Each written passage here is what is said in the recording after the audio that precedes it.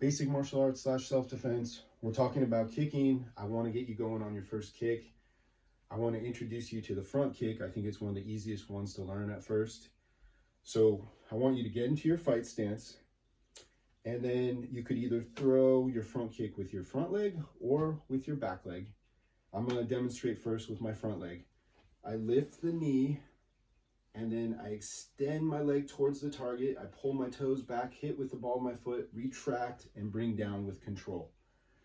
Now, it's important that you, after you extend out and hit your target, that you retract quickly or even quicker than you threw the kick, because otherwise, if your leg is just left out there, the person can grab it and take you down very easy. It's a bad position to be in.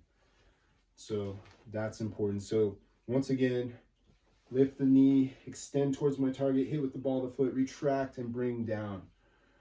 Now, if I'm throwing this kick with my front leg, think of it as a jab. I'm not going to get as much power as I would from the rear leg.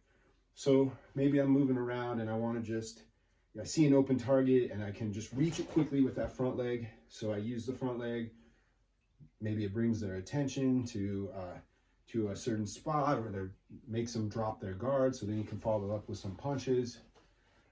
There's a whole lot of reasons you would use it, but it's not going to be as powerful as the back leg. When you throw with the back leg, then you can get more of your body into it. So that's more of your power shot. But you have that same form. The knee comes up, but it comes through. Extend towards your target, hit with the ball of your foot, toes are pulled back, retract quickly, and then bring it back with control.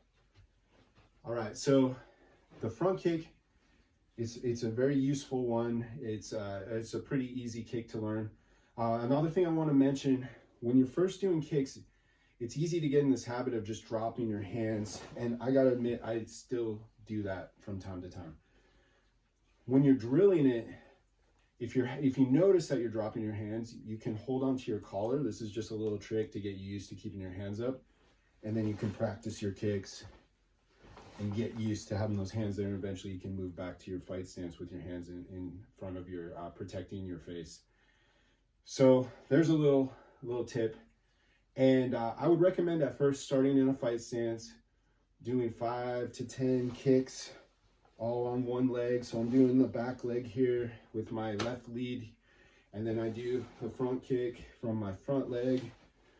Do it for 5 to 10 reps, then switch your stance, and then do the same thing. Do 5 to 10 from each leg. And then I want to mention this.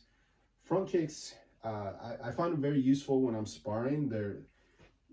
A lot of times what I'll do is I'll throw some high strikes, some punches, without having an intention to even land them, but just to distract.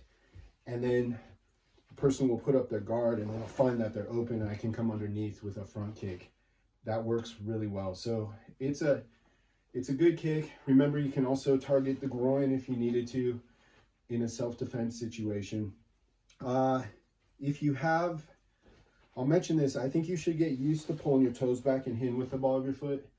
But if I had shoes or boots that had a really hard toe, I could probably get away with hitting with my toes, especially if I was going for a shot to the groin. But I'd recommend for practicing that you get used to pulling your toes back, extending out, and hitting with the ball of your foot. And then you can take that kick after you've practiced. I recommend practicing from your fight stance, just doing some repetitions. Then you can start putting it into your shadow boxing. You're moving around, you're doing some of those boxing combos, and then every now and then you throw in one of those front kicks. And make sure you keep your hands up.